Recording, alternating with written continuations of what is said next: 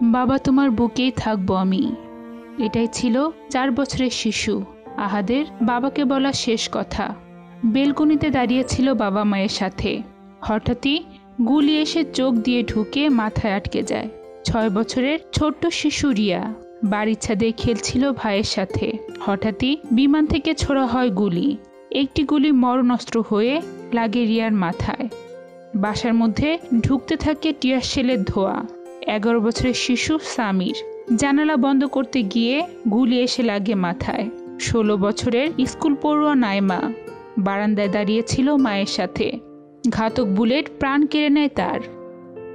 আহাদ, রিয়া, সামির, নাইমা সবাই ছিল শিশু, এক একটা ফুটন্ত গোলাপ ফুল। এরা সবাই ছিল নিজ নিজ বাড়িতে। ছিল না দোষ, একেবারে নিষ্পাপ তারা। তবে কোন দোষে প্রাণ হারাতে হলো তাদের, কারো কাছে নেই এর জবাব। এছাড়া মিছিল দেখতে গিয়ে গুলিবদ্ধ হয় 10 বছরের হোসাইন, 13 বছরের মোবারক, 14 বছরের তাহমিদ, 16 বছরের ইফাদ।